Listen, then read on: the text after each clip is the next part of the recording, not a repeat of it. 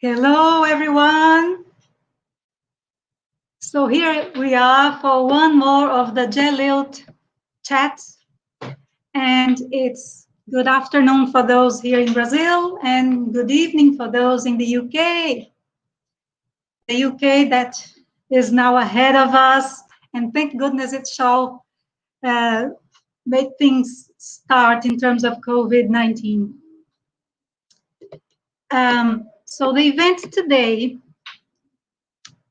for our events today, we have as invited guest. I'm not really sure if the connection is okay.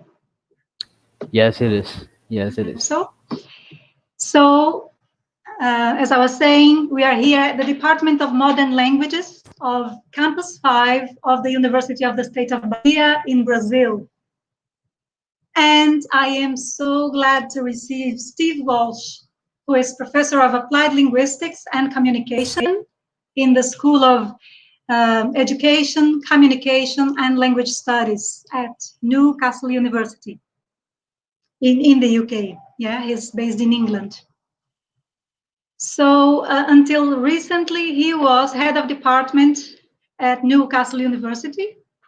He has been involved in English language teaching and English language teacher education for more than 30 years now, and has been working in a range of overseas contexts. Steve's research interests include classroom discourse, which is what he's going to talk about today, teacher development, very much connected to what we do here at Campus 5, second language teacher education, all what we are about, and professional communication. Steve has published 10 books and more than 100 research papers. His most recent publications with Steve Mann in collaboration are the monograph Reflective Practice for English Language Teaching, Research-Based Principles and Practices, and the Routledge Handbook of English Language Teacher Education. This was published last year. So let me show you, before I go on, let me show you, this is the book that actually sort of gave me the idea to invite Steve for today's talk. So classroom discourse and teacher development. Well, I suppose I will just have to pass the word now to Steve, who is very, very, very welcome. Please, Steve, the word is with you. Thank you. I'm just going to do one thing here. Sorry, just bear with me. Can we see this? Is this okay? That's okay, yeah. Yes, okay. Thanks, Vera. Thank you for a very kind introduction, and you did my job for me. You gave my book a plug there, so I don't have to say anything about that book. That's great. Thank you. So if everybody just rushes out and buys it now, I'll be able to retire next year or something like that.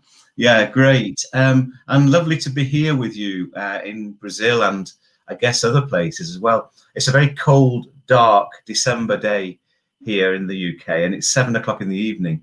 So you know, I'm always best first thing in the morning. So you're not going to get the best of me at this time of day, but I'll do my best to keep you with me.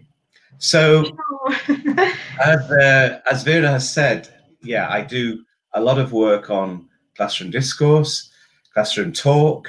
I link that work to things like reflective practice, teacher development, second language teacher education, and so on. And in recent years, I've been working a lot with Steve Mann at Warwick.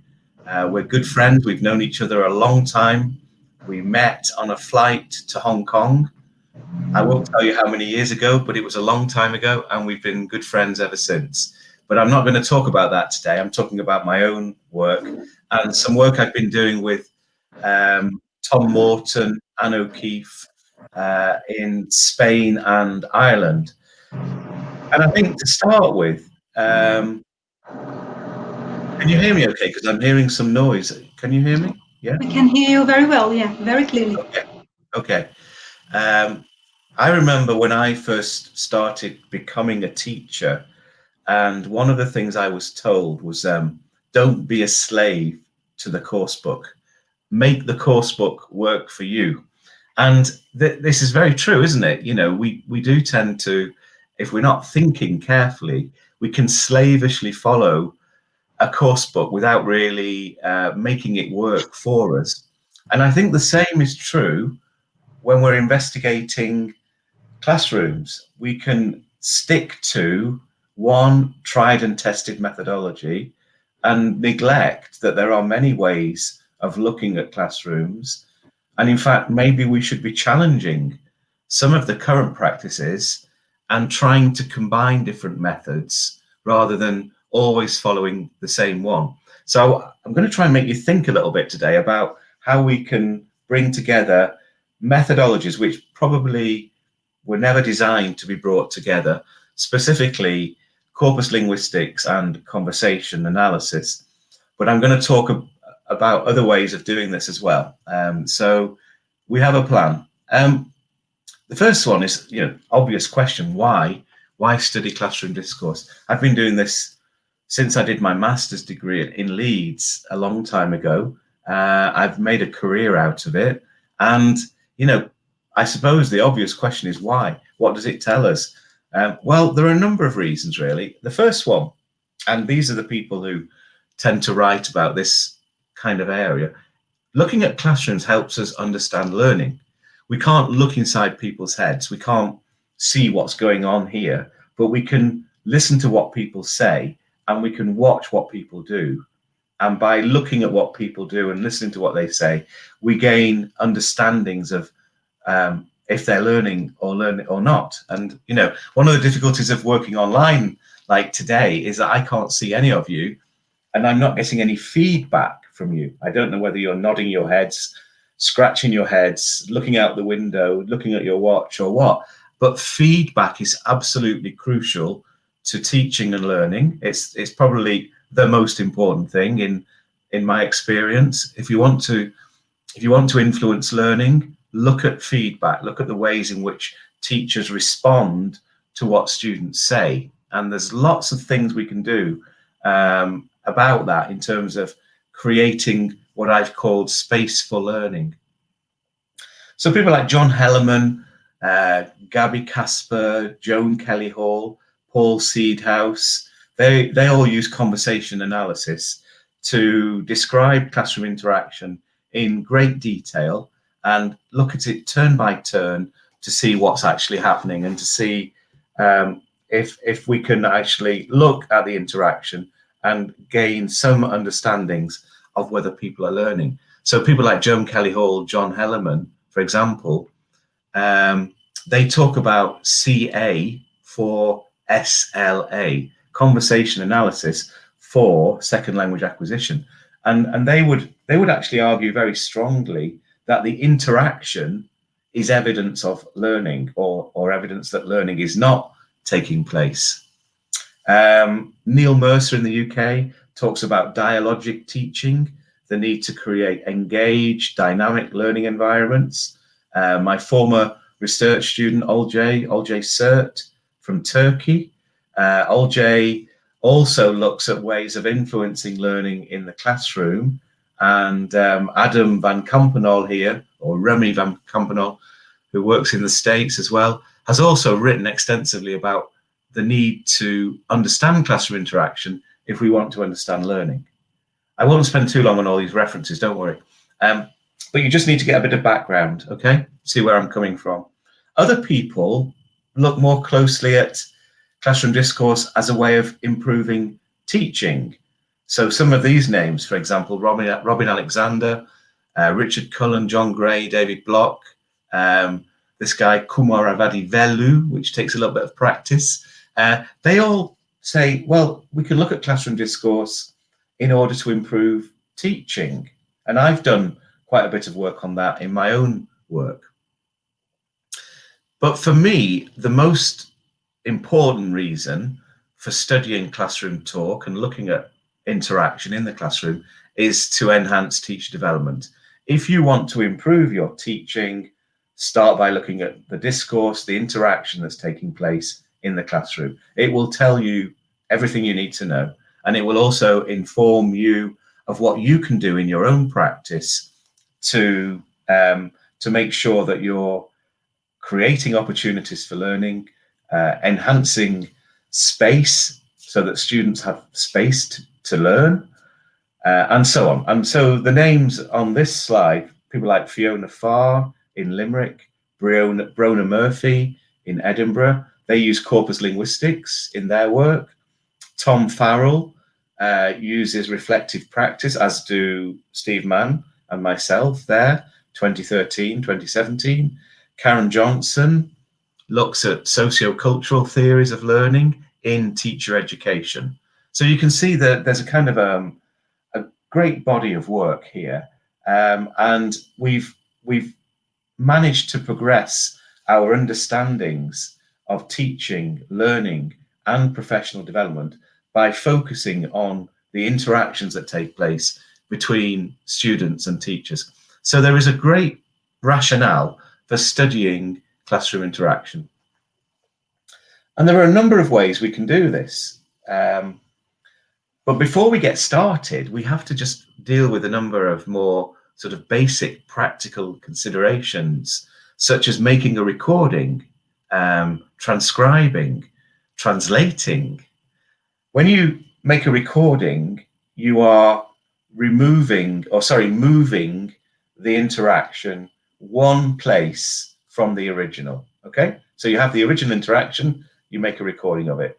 When you transcribe that recording, you're moving it 2 places from the original interaction. And if you have to translate it as well, you've moved 3 places from the original interaction.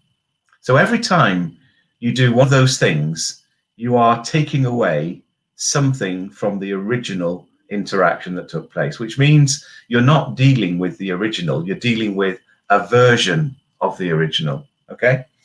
Now that's important because it actually affects the ways in which we approach data, the approach we take to analysis, and it also influences things like reliability and validity in research.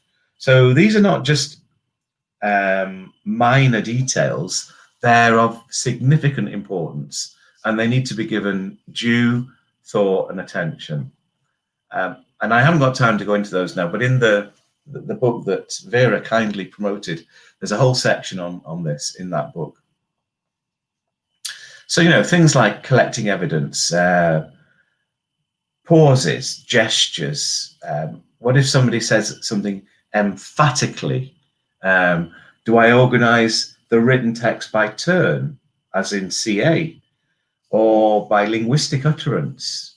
What about intonation? Intonation carries a huge amount of meaning. Do I somehow try to capture it? And the big question, and I've written about this before, is, you know, can we transcribe on paper something that's spoken? And the answer is we can't. We simply cannot represent as a transcript something which was actually spoken. So we're already dealing with quite complex and quite important issues here, but we have to live with that if we want to do any research.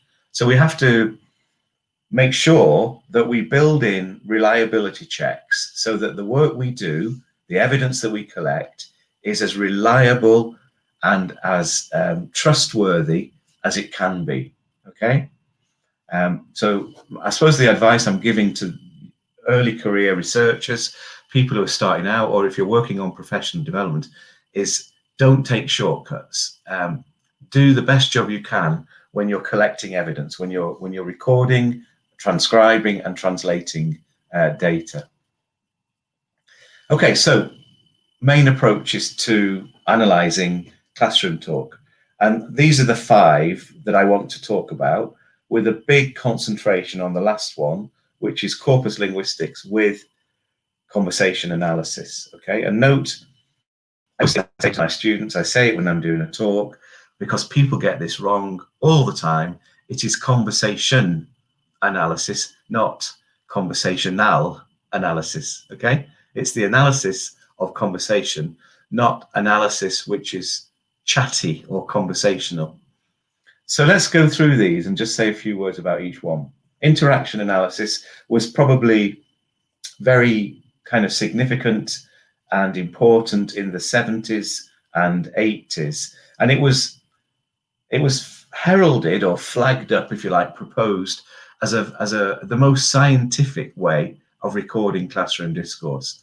So it uses some kind of system, like the COLT system, communicative orientation to language teaching, which involves ticking boxes, filling in a checklist. It's been criticized for being extremely behaviorist, but it does have a lot of success in teacher education. The most reliable form of interaction analysis is what we call ad hoc or specialist. In other words, the instrument is designed for a particular focus, such as only looking at questions or only looking at repair. That's the most successful way of using it. And there are a number of problems that the observer is seen as an outsider looking in at the classroom. The categories are discrete. In other words, we might not have the right types of categories or the right number of categories to account for everything that's going on. There are issues of reliability. If Vera uses an instrument and I use the same one, the chances are we will not agree on what we actually saw.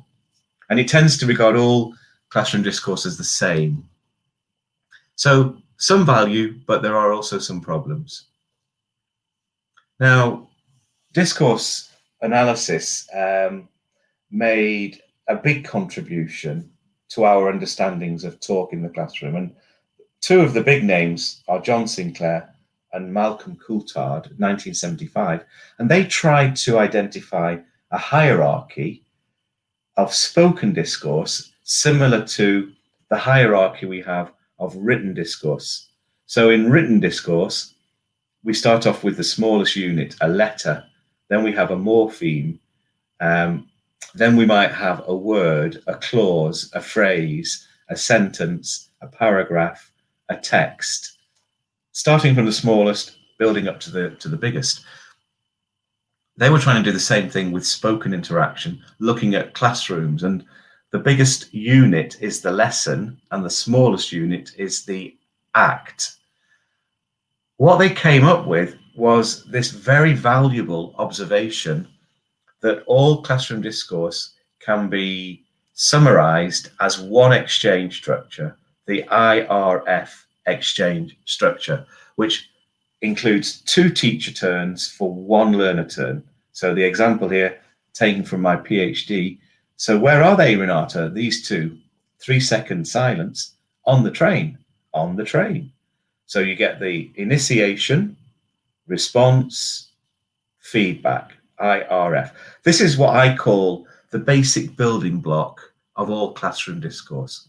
All classroom talk has these 3 parts to it, but so does a lot of everyday conversation. You know, you send a text message to a friend, do you want to meet for lunch? You get the answer, yeah, great. There's a 3rd part. What time? Where shall we meet? Looking forward to seeing you. So most interaction, most conversation can be broken into 3 parts. This 3-part is sometimes called a triadic exchange structure, triadic discourse. So 3 parts, not 2. So this was a really important observation. The problem is that, well, there are a number of issues. Classroom interaction is very dynamic, and discourse analysis is not the best for dealing with that. It can be descriptive and prescriptive. It suffers from multifunctionality. You know yourself that when we say something in any context, it can have a number of meanings according to the context. So it doesn't really take account of all the interpersonal and social forces at work, such as roles, the context, perhaps pragmatic, sociolinguistic norms, and so on. These are all important in influencing what we say and how we say it. So let's look at conversation analysis. Well, conversation analysis actually originates in sociology, not linguistics.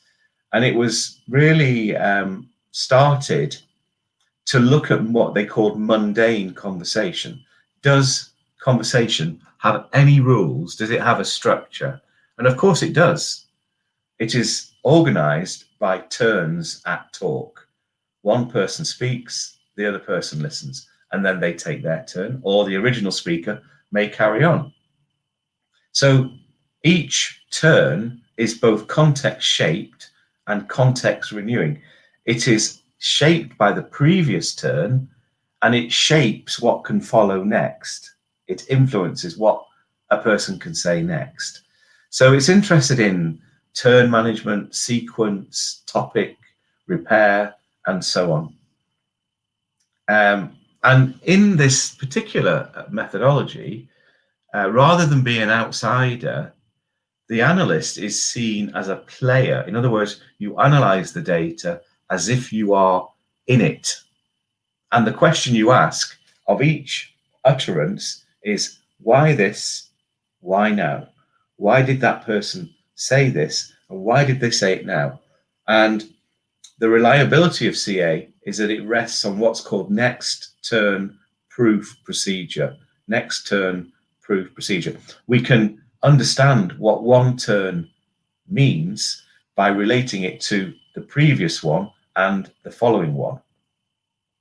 In other words, turn taking operates in sequences, and we need to understand those sequences to understand how conversation works. So it's got a lot to offer. I have myself a little bit of a love-hate relationship with CA. It's probably one of the best things we've got, but there are all kinds of problems with it. For example, it insists on unmotivated looking. I don't think anybody looks at their data without some kind of motivation. So they all have shortcomings. And then corpus linguistics with critical discourse analysis. People like Carolina Amador and Elaine O'Riordan, for example, have used a combination of corpus linguistics with critical discourse analysis, and they do seem to work quite well together. I'm not going to go into any detail on that, but just to show you that it can be combined with something else.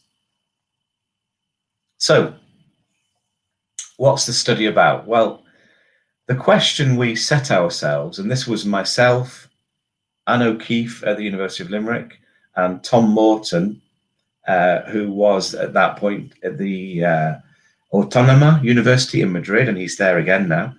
And Tom and I have worked together for a number of years, and we were intrigued by the idea of combining two distinct methodologies, corpus linguistics and conversation analysis. Now, if you go into the philosophy of research, which I'm not going to, but if you do look at this,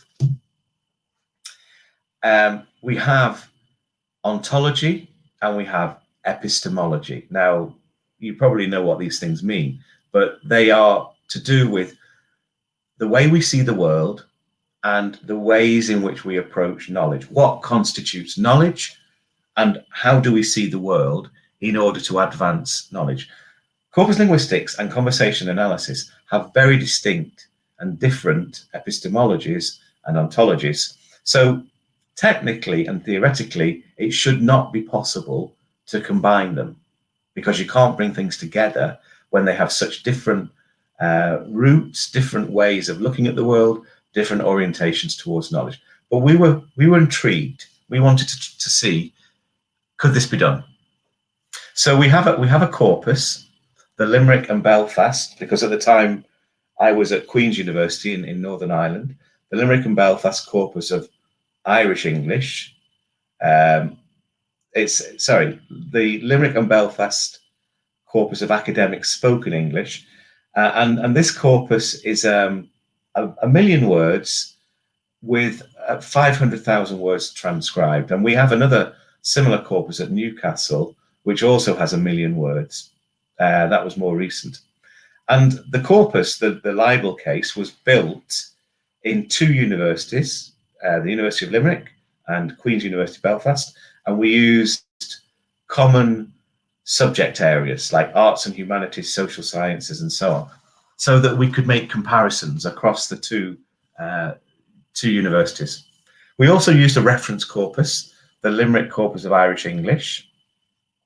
Corpus linguists nearly always have their own corpus, but they have a reference corpus which they compare the original corpus with. So we were interested in small group teaching. We were interested in seminars, tutorials, one-to-one sessions, and we were using the LC, the Limerick Corpus of Irish English, as our reference corpus. LC is a corpus of casual conversation. Okay, so that was the starting point. And what we were trying to do was to show how CL and CA could be used together to promote understandings of spoken interaction in the classroom. Both have their limitations. Corpus linguistics tends to typically be acontextual. It ignores context and it uses large-scale analysis, whereas CA gives detailed descriptions, but it cannot generalize to larger context. So they have strengths and weaknesses, and we were trying to bring them together to sort of compensate for the weaknesses.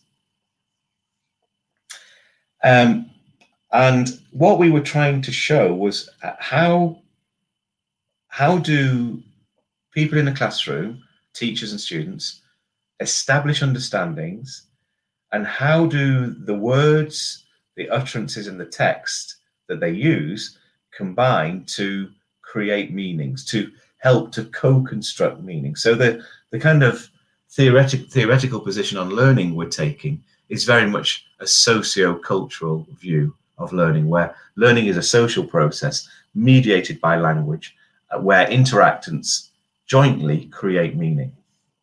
Okay. So really, I suppose this would be called a mixed methods research methodology, because CL is largely quantitative and CA is typically qualitative. Right, and that's probably the most widely used methodology in the social sciences, in education, in applied linguistics. There tend to be a lot of mixed methods used. So let's talk about the corpus linguistics element. We created a subcorpus of 50,000 words. So this is quite small. How did we create that corpus? Well, we looked at all the examples of small group teaching. Small group teaching was where there was any evidence of interaction, because lectures tend not to be interactive. So in a way, we've identified only 10% of our 500,000 words had any interaction in them, which is quite a finding in itself, really. And we used a number of operations based on corpus linguistics. We did frequency counts of single words and clusters. We used concordances. We looked at keyness. I'll tell you more about that in a minute, to kind of scope out the data. So the first step was we take this 50,000 words and we interrogate it using wordsmith tools to identify what's going on in our data. Okay, that was the first step. And we compared the single word frequencies in our small group teaching corpus with the single word frequencies in the LC corpus, the 1 million word corpus. So we were trying to see the highs and lows, which words are doing the most work, how frequently do they occur. And corpus linguists do count words, but they don't stop there. Counting words is the first step, not the last. It only gives you the first stage. So the black bars in this bar chart are the Limerick and Belfast subcorpus, the university small group teaching. The grey is LC, the conversation, the Irish conversation. And it's quite interesting, isn't it? When you just look at this, you see which words are most frequently used. It's quite noticeable that words like what and so and okay are used, typically quite a lot more frequently than they are in everyday conversation. And that's because we're in a classroom. And so there's going to be a lot of questions. There's going to be a heavy use of discourse markers, words like so and okay. Okay in the classroom does an enormous amount of interactional work. I've supervised several masters and PhDs now where the focus has been, okay, let's just look at that word, okay. And it does all kinds of work, which I haven't got time to go into right now. So if you're looking for a research idea, have a look at okay. So then from the single words, we looked at clusters.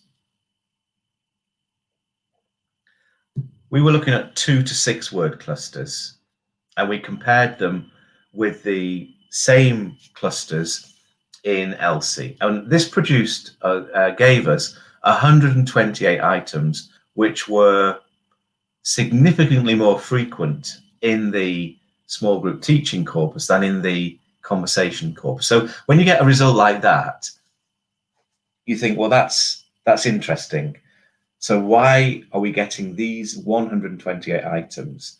And we sorted these into 6 functional categories using concordance lines and so on to help us sort them up. And we ended up with these different categories. Elicitation, so questions. Feedback, a big part of classroom discourse. Organizing learning, managing tasks and so on. Demonstrating, sequencing, time reference. A lot of what we do when we're teaching is we locate learning in time and place. You know, we say things like, so you remember last week we were talking about X, Y, Z, that kind of thing. And then already what I've mentioned already, discourse markers. And we're interested in how do discourse markers help to create shared space. And I'll say more about that in a minute. So here's some examples, if you like, from the functional category elicitation. And you can see these are all different ways of asking questions. Any ideas? Do you have any idea? Note that in Irish English, they use this lovely you plural, which I think you probably do in Portuguese as well.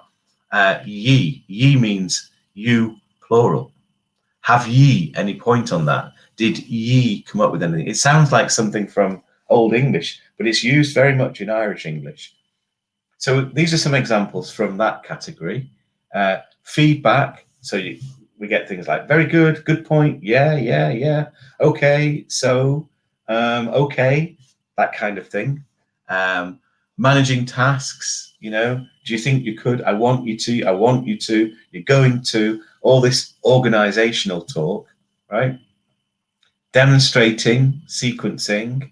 So these are kind of explaining and giving examples. What you can do is what we're going to do is, and so on. And then time references, which are a big part of classroom discourse. Now, discourse markers are very interesting. They're interesting anyway. They're particularly interesting in classroom discourse, but they're also very slippery. They're very difficult to kind of describe and characterize. But notice how often you know is used in this data. You know what I mean? You know the way. So you know, then you know, like you know that, you know. I mean, interesting. Those of you who've studied this will know the difference between you see and you know is that you see introduces new information. I've got to stop at in 8 o'clock or whatever, you know, you see, because I've got to go out, right? We've got that kind of thing. You know is used to mark shared information. Now, in a classroom, you'd expect there to be more you see than you know, because we're teaching, we're introducing new ideas.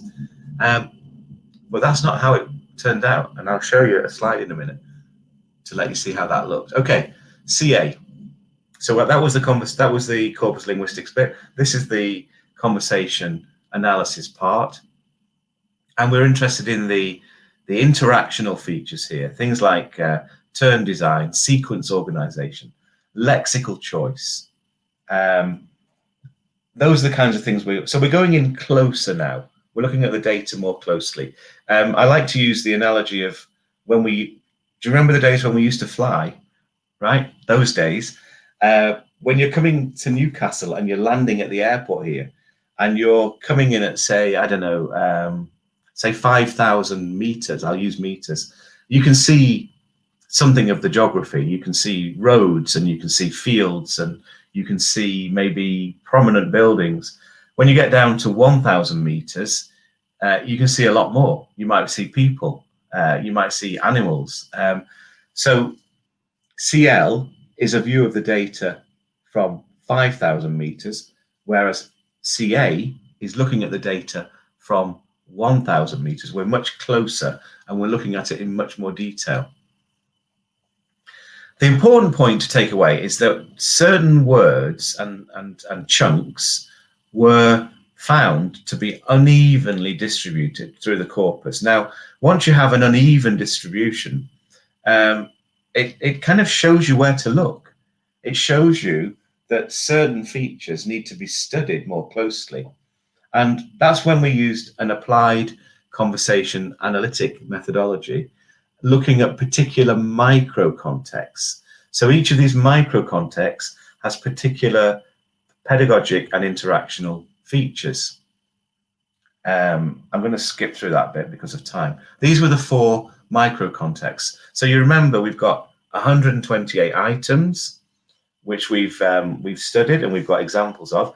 We're now taking a step further and looking at these different micro contexts where there are certain pedagogic goals and interactional features accompanying them. And this kind of links to my work on self-evaluation of teacher talk, the SET framework. So here's an example of didactic talk where the focus is on teaching the subject. You can see the words in bold. Can you tell me what type of? Anyone have any idea? Can anyone name? It's all about question and answer, right? So a lot of teacher talk and correspondingly less student talk. And this is very much like IRF, what we looked at when I first started talking today.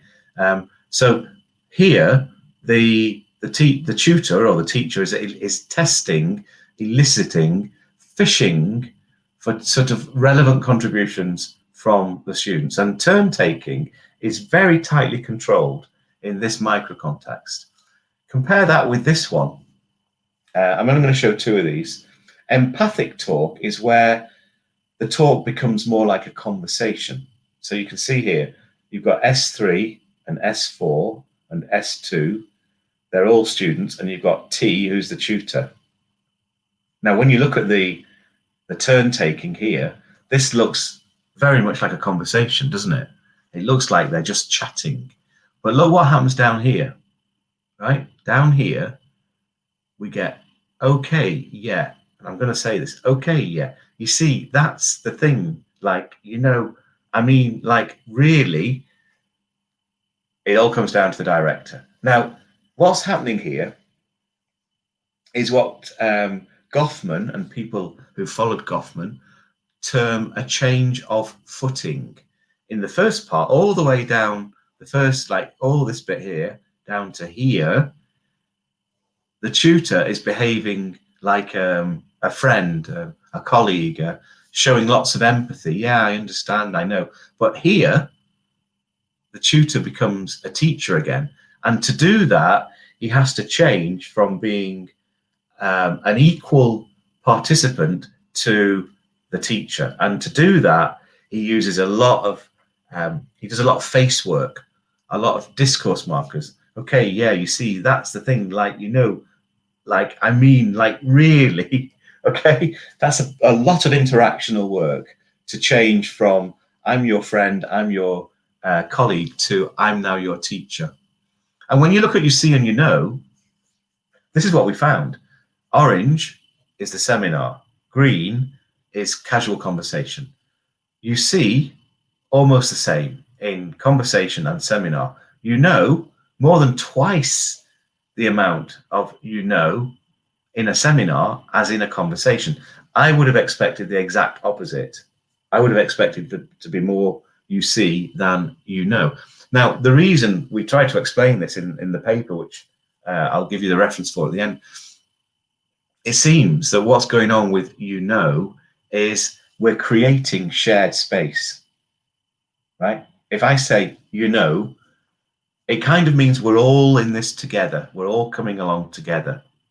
If I don't say you know, it feels like I'm lecturing to you, and I want to include you and involve you in the teaching and so on. So that's the difference between you see and you know. Okay, I think I've said enough of that. So when we just look at these together, we can see that they both use a corpus. They both start from the data and go outwards to context. They have baseline comparisons with other interactions. So CA uses collections and looks at previous work which has been done and references that work. CL uses a reference corpus to make comparisons. CA offers an up-close emic perspective, an insider view, whereas CL looks more from the outside. So diagrammatically, I've tried to present this like this, look. I don't know if you think this works. So corpus linguistics starts from the level of word and goes up to the level of turn, right? It finishes with turn. CA begins with turn and works towards context in this kind of way. So they are complementary. They are doing different things. They can be used together. What I didn't say is that the process is kind of less black and white than I've described it. It is an iterative process. We go from CL to CA, back to CL, and then back to CA again. It's not just one way. There's a lot of toing and froing between the two methodologies. Now, I just want to finish by talking a little bit about something that's kind of related. Interdisciplinary discourse. This is like, I don't know if you know the work of James Paul G, who talks about discourses, plural, rather than discourse. And there's quite a lot of work going on now to show how different subjects have a different discourse. So if you look at the discourse of maths or biology or history or English, they're all quite different. The ways in which we use discourse in each subject area is quite different. And we need to understand something about those differences. So the most recent publication here by Sung-Suk Choi and Keith Richards is called Interdisciplinary Discourse. And they were interested in research meetings where the research teams came from different disciplines and they were working together on a project. So for example, right now, COVID-19 is a really good example where we have interdisciplinary research. We've got virologists working with epidemiologists, working with doctors, nurses, government politicians. You know, I mean, this is really where you bring together different disciplines to solve a problem.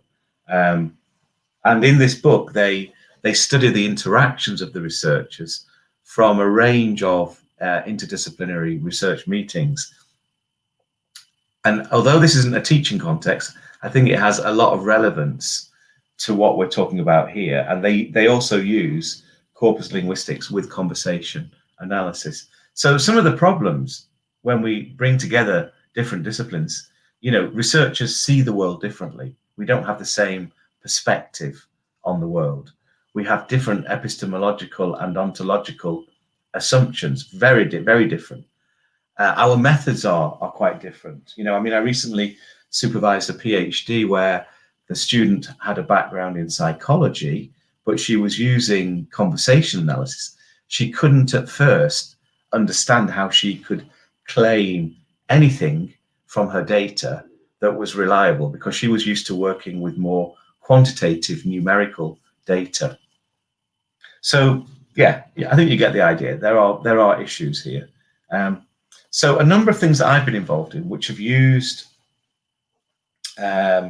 conversation analysis with corpus linguistics to look at specific context specific problems. This was one in Northern Ireland. It was a £1.25 million project looking at doctors, dentists, nurses and pharmacists, and looking at their interprofessional education.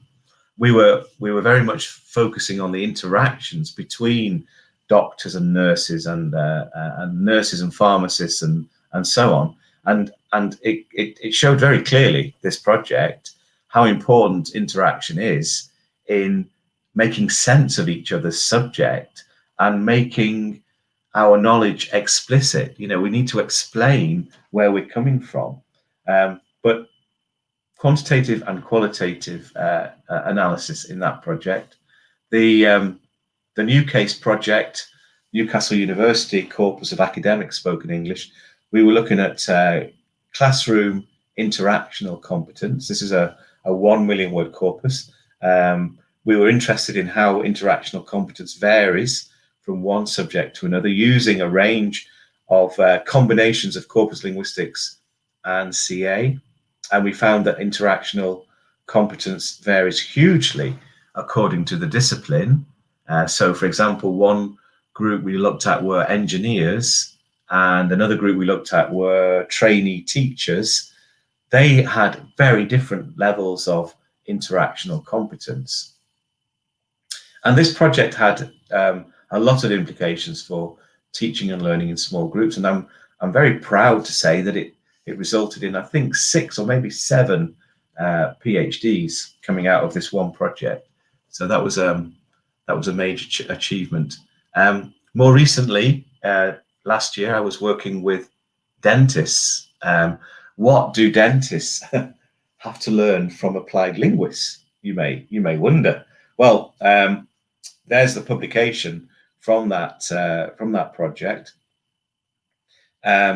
And what we found was that we need what we're calling trans-professional education. In other words, how can one discipline learn from another? How can dentistry learn from education, for example? Plenty of work to be done there. And I think applied linguists, teachers, educationists have a big role to play in linking across disciplines. Something we've not started yet, but we're looking at this one, judicial review. So this is law. We're interested in how judicial review has changed over time, and what's the role of language in this one. We're probably going to use corpus linguistics with critical discourse analysis in this one. Again, it's a project that hasn't started yet. And we're very much focused in work I'm doing with Tom Morton in Spain at the moment on English medium instruction and content and language integrated learning. How are different school subjects talked into being? And again, this is James Paul G's work. How does the discourse of one subject differ to the discourse of another subject? And what are the implications for teaching and learning? We need a lot of work on this. So to finish with a few future predictions, I think it's quite likely, in fact, almost certain, that there will be new disciplines emerging, and probably the merging of some older ones. You've probably heard people say, we don't know what the world of work is going to look like in the future, because there'll be some jobs that haven't even been invented yet. We don't even know what those jobs are. We need new methodologies to study old issues. So my advice is to try to work across research methodologies. So do try to combine conversation analysis with corpus linguistics or critical discourse analysis. We need to do that. We need to find ways of combining existing methodologies which allow us to see things in a different way. And one of the kind of predictions I would make, it's already happening actually, the huge value of using big data with smaller case studies, you know? So in the stuff I've told you today, we had the big data presented through corpus linguistics, and then conversation analysis went in and looked at it in more detail. But you could do the same with something like a survey, you know, a large scale survey with smaller a number of interviews, for example. But I think these are good ways of approaching research. Probably new understandings of what we mean by evidence. You know, how can we convince people outside applied linguistics that what we say about conversation analysis is actually evidence. It counts as evidence. And probably a greater need for understanding how different approaches to research across disciplines has an influence on the impact agenda. Yeah. Well, you know, there's lots more we can say. I think probably I've said enough. I wanted just to show you this work as an example of how we can take it into other subject areas. But going back to CLCA, which was the main focus of this talk, what it allows us to do is to study interaction from 3 perspectives. Linguistic, so using corpus linguistics, we looked at high frequency words, keywords, multi-word utterances, discourse markers, and so on. So the linguistic features of the data, the interactional features, looking at how turn taking is managed, how sequence works, and so on. And also pedagogic, how do particular pedagogic functions arise at a particular moment in time? And how do they use different micro contexts, such as elicitation or feedback? So CLCA allows us to look at the data, look at the interaction from those 3 perspectives. Additional research, you know, we might just go forward and think about looking at building sequences, looking at longer stretches of discourse to see how they combine. So instead of focusing on the 3-part exchange structure, let's look at 20 or 30 lines. Let's look at a longer stretch, and that gives you a very different picture of what's going on. We could look at the different micro contexts in small group teaching sessions. Those 4 micro contexts, how do they combine and how do they work across small group teaching? And then I've already mentioned the New Case project, which looks at the ways in which we orient to knowledge and learning, and it does vary hugely. I'm thinking of the work of Basil Bernstein here, who talks about vertical and horizontal orientations to knowledge, looking at discourse. So there's the paper. It was published in the International Journal of Corpus Linguistics. It's already 9 years old, nearly 10. But what we've noticed recently is that more and more people are quoting this paper, which tells me that more and more people are starting to look at CL and CA together and see how they can be combined, which is, I think, what we should be doing. Okay, I'm going to stop there, and I think we're going to have some time for discussion and questions and so on. So I think I'm going to stop sharing now. Is that right? Do I stop sharing? Yes.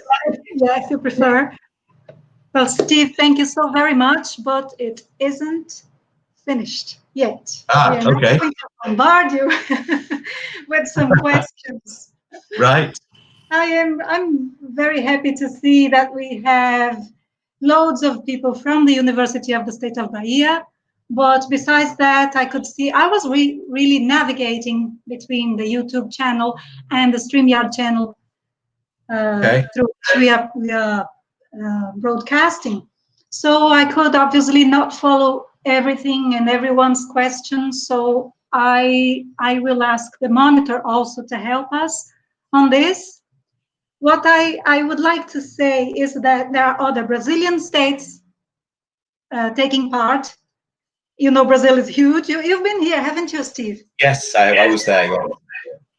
Well, were you? Can you tell us a bit about it? I was in the south. What's the place called? I can't remember now. It was about 3 or 4 years ago. Paraná. Sorry, what did you say? I can't hear. Paraná, maybe. No, it was Puerto. Porto Seguro. Yes. Yes. Yeah, it was. Yeah, we were looking at internationalization of universities. Actually, it wasn't anything like this kind of research. We were looking at how universities in Brazil could internationalize their curricula, especially as many students don't leave Brazil, they stay in Brazil to study. That's what we were told. And so how do we internationalize the curriculum without actually having people travel abroad? And there was a teacher development angle of it as well. And it was, yeah, it was interesting. It was a nice project. And that's, yeah, something that would render another talk, maybe. Yeah, that's another talk, yeah. Yeah, great. So yeah, we've got people from other parts of Brazil, and we've got people from Algeria, from France, from Ireland as well. So welcome, Okay.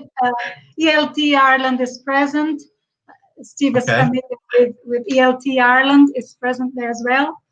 Yeah. And all questions will be welcome. But Steve, I have one in particular before we pass to the audience's questions.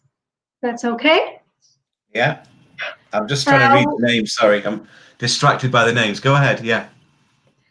Well, you said that you have done some work specifically for self-evaluation in teacher talk. Yeah. When you say teacher talk, is it really because you know the difference between the words, the Portuguese word professor here is not really the same as teacher. No, I know that. Yeah. I know that, but when you say in teacher talk, what type of professional is it, and what kind of work? Can you tell us a bit more about it? Well, that the SET framework has been around for about 14 years now, and it's been used in all contexts. It's been used in primary school, secondary school, universities. It's been used in Irish medium education, in content and language integrated learning. In Singapore, they're using it in maths and science teacher education. So it's really been used a lot in a range of contexts. So it's not specifically linked to English language teaching, though. That's how it started. That's the origins of the framework were university language classes for international students, and that's where it was created. It was. The reason why I asked is because my own research. In fact, you are familiar with my research because we talked about this at the University of Limerick before. But anyway. Yeah. What I did was related to analyzing the reflections through the talk, of course, because as you said, it's not possible to go into people's minds to know what they are thinking.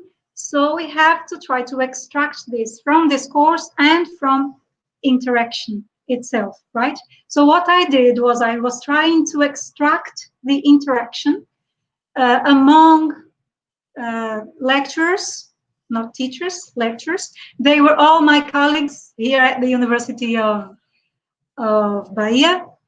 And in interaction, they were helping each other.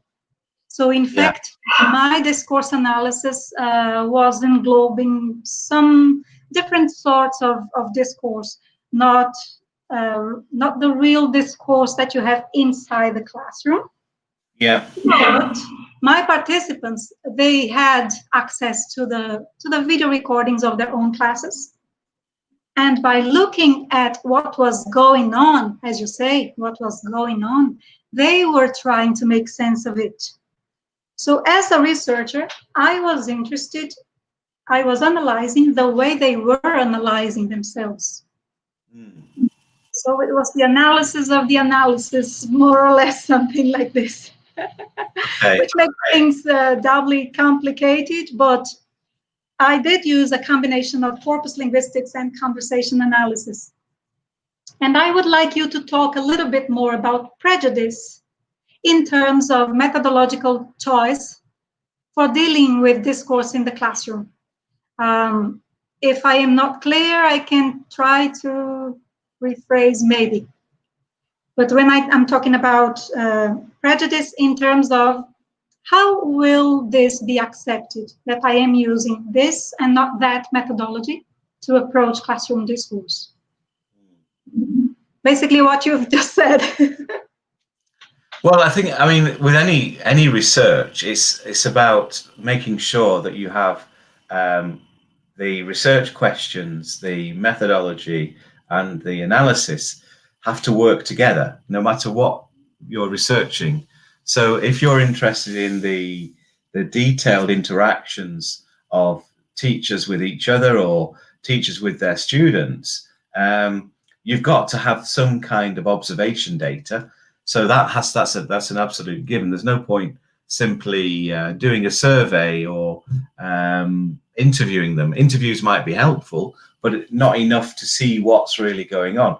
So that kind of leads you then towards, it's either going to be some kind of discourse analysis or some kind of conversation analysis. Really, those are the two main kind of methods for studying interaction, but you can usefully combine that to get a bigger picture of what's going on, and that's where corpus linguistics comes in, because it gives you the sort of generalizability, the statement of the data. You know, you can analyze just 3 or 4 hours of data using CA, and you can say a lot, but you're not saying very much as well, because you're only saying a lot in detail about that 3 or 4 hours. Whereas if you combine it with corpus linguistics, you can look at 100,000 words, 200,000 words, and say much more. So that's why I think that, you know, there's a rationale for bringing these two things together. Yeah. Yeah, and Steve, I might be wrong, but I would say that the majority of the participants today, they are what we call the literate students. So it's the modern language students who are going to be our future language teachers really in schools. Many of them, I know that they are not familiar with corpus linguistics, and then they are not familiar with discourse analysis in general. This talk was proposed, obviously this talk was proposed for those who are already into this, but still, I think that you could talk a little bit about the possibilities for future research, as they are finishing their courses now, and many of them do want to follow the career, so they will be doing their masters, their doctorates, and so on. Okay. Well, this kind of takes me into another talk, really. Don't worry about this, but you are more than welcome to return. No, let me just tell you in brief what I mean. So anyone going into teaching now at this stage, I think we all need to be able to reflect on our practice. We need to be able to find ways of studying and learning from our teaching. And that means that we need to have some kind of data or evidence to reflect with. And the best kind of data, I think, and this is the way I predict the future will be, is to use what I call snapshot videos. So these are very short videos, maybe 3, 4, 5, 6 minutes, that's all, and analyze them using a particular approach, such as my set framework. We've just combined the set framework into an app now at Newcastle. So we have, it's called Set VO, and you can use this app to help you analyze the interactions that are taking place in your classroom.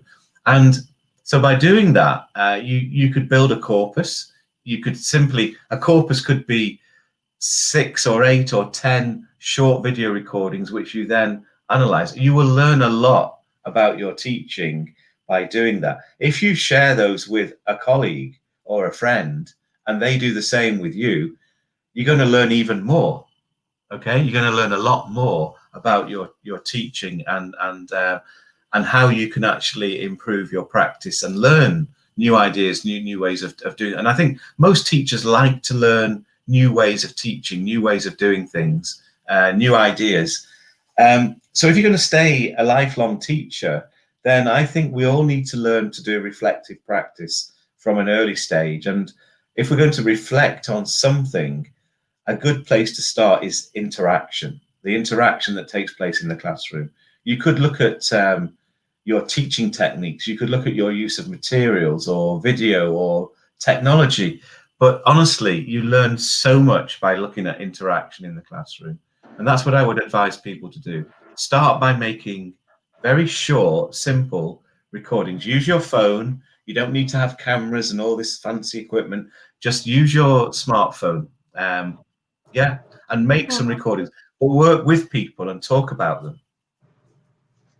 Yeah. Very good. I would say that talking about reflective practice could certainly be another reason for another meeting. And this would be absolutely enjoyable and important for us. Perhaps even more when we think of teacher education for this level of audience that we have today, right? So you're more than welcome to talk about this as well another day. Okay. You talked a little bit also about compatibility when you are choosing corpora that will be used for as in comparison to your own corpus. Yeah. So will you tell us a bit more about compatibility? Are you talking about the reference corpus now? The idea of a reference corpus? Is that what you mean? Exactly. Yeah. Okay. So the idea of a reference corpus is it gives you a reference. It gives you a point to highlight. You know, you could spend a lot of time analyzing your data and find frequency counts and so on, but it doesn't tell you anything without some reference to a larger corpus. So the larger corpus is there to help you identify exceptions or differences or features which stand out in your data, which are hugely different from the larger corpus. So one thing that corpus linguistics allows us to look at, I don't want to get too technical, but it's called keyness. How key is a particular word? So a word like okay in classroom discourse would be very, very key. In other words, it's not just the number of times it occurs, it's the different kinds of interactional work it does. So it's looking at not just the word itself and its frequency, but what kind of work does it do in the discourse. And a word like okay would appear many, many times, but it would be doing different things. And that's what makes it kind of interesting to study. Yeah. Okay, I am sure that everybody has thought about this word okay as related to a certain figure in Brazil at the moment. Oh, okay. Let's not talk about it. All right. It's another problem. Oh God. We'll stay away from that. Now, yeah. Perhaps we could have a look at the questions people are starting to pose now. But before we go on to the questions, maybe I could ask Emerson to explain a little bit about how the live works, maybe especially for the people who are joining this for the first time, to understand about how this works. There's a keyword that will be given. So Emerson, will you please? Oh, thank you. Thank you, teacher. Can you hear me properly? We can. That's great. So, hello everyone. Good afternoon. I'm Emerson, and I'm a student in the monitor for today's event. Well, I'm gonna go straight to the point, not to waste your time. Well, as was said before in the chat, I don't know, someone asked about it. You're going to receive a link. The teacher is probably going to provide the keyword, as well as I'm going to provide the link here on the chat. The same link, it's on the WhatsApp group for those who are on the WhatsApp group.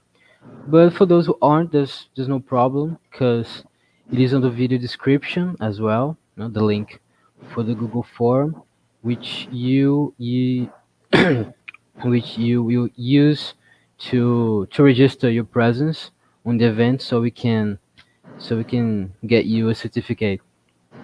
And you're going to use this keyword that's going to be provided, and I'm going to put it on the screen as well. Probably in 1 hour, I think, when we reach the final minutes of the event. So I'm gonna provide it on the screen. The teacher is going to say it as well, and I'm going to post it on the comments. The keyword and the link that you need to register your presence, both of them. So it's pretty much it. Thank you for your time and enjoy. Thank you, Emerson. This is related to getting a certificate at the end of the event. Don't worry, Steve. We are going to provide your certificate. Don't worry about that. I'm sure we can provide that. Yes. So maybe you can go to the questions. I apologize if I have missed any. Maybe Emerson can help me with that as well. There is Hazem, pardon my pronunciation. This guy is from Algeria, I suppose. Hazem Kayos. He asks, how can we get, it's just, sorry, this is just related to the recording of the meeting. It will be available. So can I help with that? Gabriella from ELT Ireland. She says, what is the effect, positive or negative, of the emphatic talk in the classroom? Well, I mean, it's a good question. There's lots and lots to say about this. Emphatic talk is just simply where people are using intonation or using word stress in a certain way. And one of the things that we're interested in when we're looking at any classroom talk is the way it creates space or closes the space down. Now, one of the things that you're trained to do as a teacher is to give reward when people make a contribution. So we say things like good and thank you and well done and excellent, right? Now, that may be okay, but the problem with it is that it has the opposite effect that we want. It closes down the interaction, because as soon as you say good or excellent or thank you, that's the end of my turn. I'm finished, right? So what we need to do is, I'm not saying we shouldn't reward or praise students for giving an answer, but we need to find ways of, in my work, I call this shaping their answer. So making it better or trying to help students give us a little bit more detail. So excellent answer. Can you say a bit more about that? Do tell us more, or why do you say that? This kind of thing is really very important to creating space in the interaction and opening up the learning. Because if you keep saying thank you and excellent and good and right, people stop. They just stop. That's it. I'm done. I'm finished. Yeah, you're right. So that would take us to something like what Julian Edge talks about in terms of helping the listener to go further, helping the speaker, sorry, not the listener, helping the speaker to go further and to elaborate more on what they are saying. That is very, very good in the classroom indeed. Absolutely, I keep really paying attention to myself if I cut the students. And I'm always trying to make them speak more, trying to. Yeah. So let me see if I've got some more questions here for you, Steve. Oh God, this goes very fast. There's one here I can take. I can read it. Go ahead, please. So this is Gabriela Pozza. I'm not sure if I'm saying your name right, but Gabriela, thank you. What tips would you give to novice teachers? Oh, it's gone. Who would like to start working with corpus linguistics? Well, that's a good question. There's a really good book by Anne O'Keefe and Mike McCarthy called From Corpus to Classroom. From Corpus to Classroom. I think it's 2007, something like that. And that's the thing you need to read. But my answer would be, just start working with data, start collecting recordings. Now, recordings of your teaching at first, whether it's video or just audio, they will seem quite intimidating. You know, I mean, I remember when I first started recording myself, and it's pretty horrible the first time you listen to yourself and watch yourself, but you get used to it. And by getting used to doing that, you can build a corpus of your talk. You can look at the features. You don't have to transcribe it, not initially, just making a recording and listening to it and watching it and starting to observe particular features in your talk. So in some of the work I've done a few years ago, I talk about classroom idiolect. An idiolect is an individual way of talking. You know, we have a dialect, but we also have an idiolect, which is about the individual way of talking. So, for example, in my classroom talk, when I'm giving an instruction, I always say this. I always say, okay, right now, so, okay, right now, so, what I want you to do next is, right? And that is a feature of my classroom talk. I'm not saying I'm proud of it. It's a habit. It's just something I do. And if you start to look at these features of your individual way of talking in the classroom, you will honestly notice things. You'll probably notice that you use okay a lot, for example. You'll probably notice that you don't wait very long when you've asked a question. You'll probably notice that you give feedback using 1 or 2 words rather than trying to open up the feed. You know what I mean? So start by making short recordings. I call these snapshot recordings. And as I said, 3, 4, 5, 6 minutes. That's it. No more than that. And just start listening to them. Another thing you can do is try to look at your teaching over time. How does it change? How does your use of language in the classroom change from when you first start teaching to when you've been teaching for 1 month, 2 months, 3 months, a year?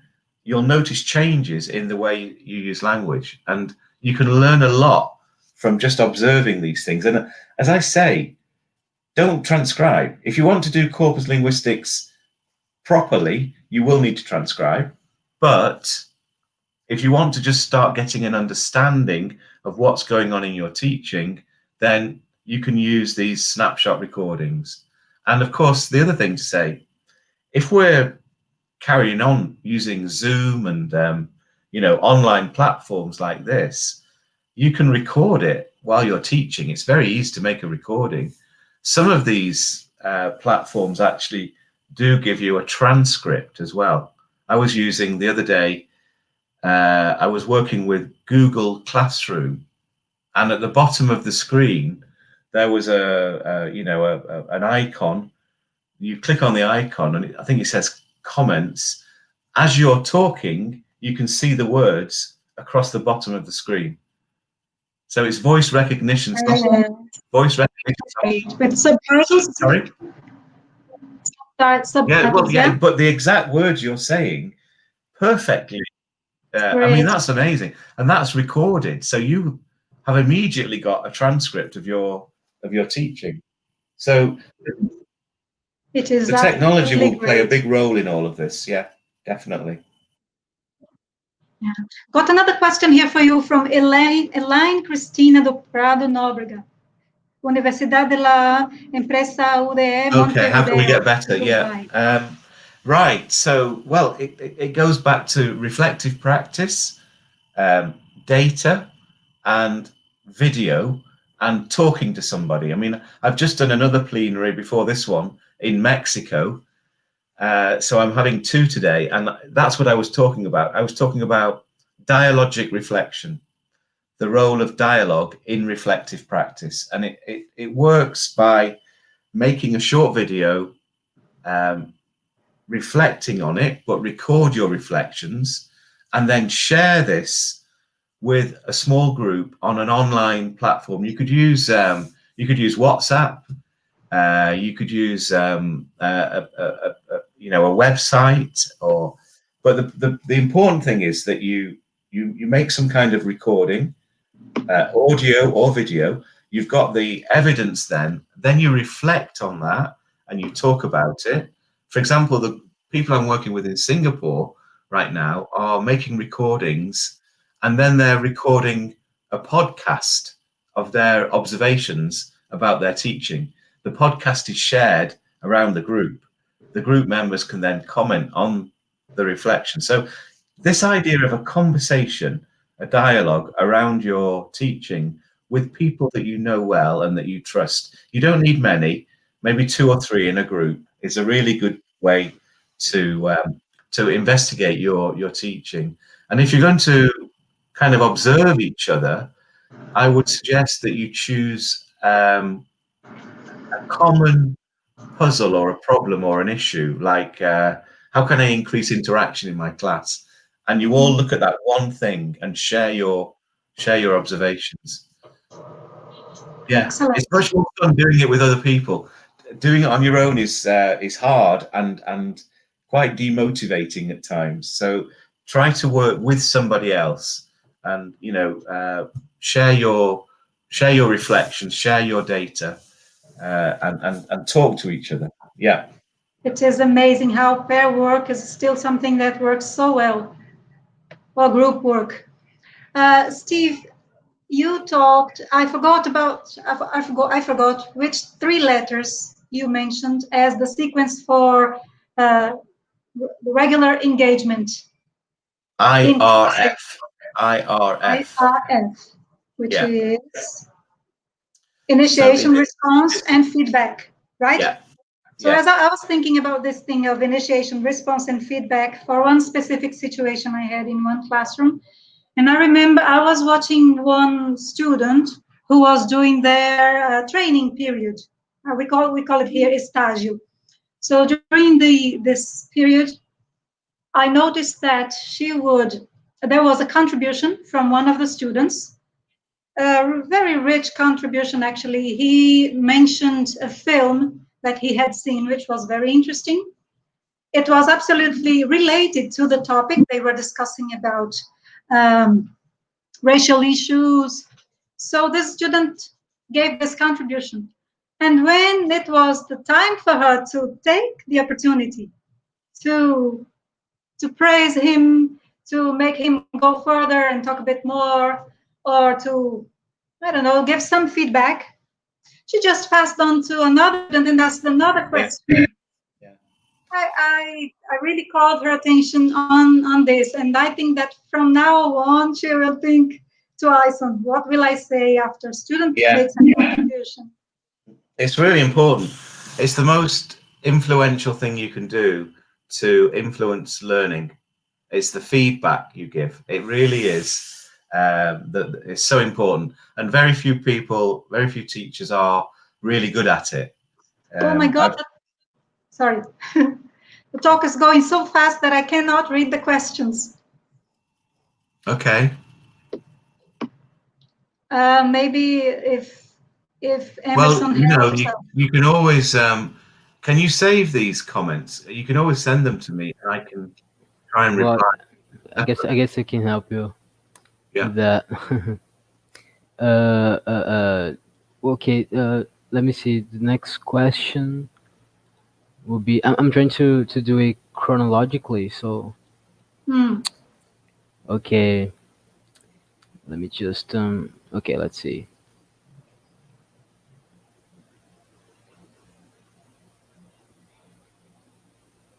Okay. Gabriela Poza asks another question, which is, I took a course about classroom discourse analysis in Newcastle University. It was amazing analysis about different techniques used by the teacher. What is the best way best way for reflecting on such analysis? You need to read my book. It's all there. It's all there. I mean, this is like a big question. You've just got to find way. First of all, it's start with a puzzle or an issue. Don't just start with recording. Start with something that you want to look at in your teaching, like the way you do error correction, the ways in which you give feedbacks, something very specific, and then look at the talk, look at the interaction that takes place, and reflect on that. But as I said, you'll get much further, much faster by doing it with somebody, by talking to somebody else, not just reflecting on your own. The work I've done with Steve Mann at Warwick, you know, we make a big case for reflection being spoken, not written, and we need to talk to people. As I say, that's a different talk, which I haven't got time for right now. Yeah, and it goes to reflective practice. I particularly like spoken data as well, but in my case, I wanted to have a mix of spoken and written reflections, also because I wanted to compare these. Would you have, Steve, your book covers there, or maybe the real paper book to show? Yeah, I can show you. And please do send us, if you can, the covers so that we can. Yeah, that's the. It's actually a little bit. I don't know if people are taking a photograph of that. Is that okay? It's a little bit unclear, but I would appreciate if you sent us. Yeah. As a photo. Yeah. I should have asked you before. I'm going to have to go in 2 minutes, Vera, because it's nearly 8:30 p.m. here. I wasn't expecting it to be as long as this. It's nearly an hour and a half now. So okay, yeah. I think I can take one more question and then I have to go, okay? Okay, there's one here. So starting from reflecting on your lesson is a really good idea. In that way, I was able to do my first research on questions. Oh, this is not really a question, yeah? Can I help you, teacher? Yeah, thank you, Emerson. Actually, I just like to say that the previous question wasn't from Gabriela. It was actually from Hazen. Sorry, them. I misconfused. Okay, the next question is from Afaf Ben Mali. I'm sorry if I mispronounce your name. As a researcher, what is more effective to collect CR discourse data? Being an observer or being an observer as a participant, as this may affect participants' natural performance? I don't really understand the question. I've looked at that one. I don't quite know what the question is. So maybe can they clarify for me, because I don't really get what that's about. I've lost it now. I have some suspicions. I suspect that what the person says is, how intrusive will you be when you are collecting data, and how dangerous this can be, something like that. Okay. So this is something called the observer's paradox, which has been written about quite a lot. The influence that you have on the recording and the normality of, you know, the teaching and so on. Yes, it does affect it. The way around it, the way of dealing with it, is to observe more than once. One observation isn't going to be enough. You need to do it more than once. You need several times. And my experience, when people are being recorded, after 2 or 3 times, they forget about the camera or the recorder. They just forget about it. Human nature is human nature, and people might get a little bit uptight at first, but honestly, do it 2 times, do it 3 times, and then keep doing it. The observer's paradox, the effect of the observer, will diminish if you do that. Yeah. Okay. Steve, I know that your time is now, you need to go now. So we just have to thank you so very much. I am sorry if there were questions that could not be answered, that we couldn't read. Well, as I say, you can always send them to me and I'll try and reply, but yeah, that's okay. Thank you very much, Steve. So we just have to say a big thanks to you, and you're more than welcome to return. Okay. Thank you very much. You all. Thanks, everybody. Thank you. I will stay. I will remain here for a while, but you can leave the studio. We know how busy you are there. Thank you. Bye. Bye, everyone. Bye. Back to us, everyone, because I don't want to disconnect so quickly. If we can still debate maybe a little bit, but really the word today was Steve's. I will welcome any other questions, and I promise to take them to Steve, to send them to Steve, and back to you. Has the password been said? Not really, but if you want, we can do it now. The keyword is reflection. I will ask Emerson to write it down there. That's the keyword, reflection, for your certificates, okay? Thank you very much, and that's it for now. Bye, guys.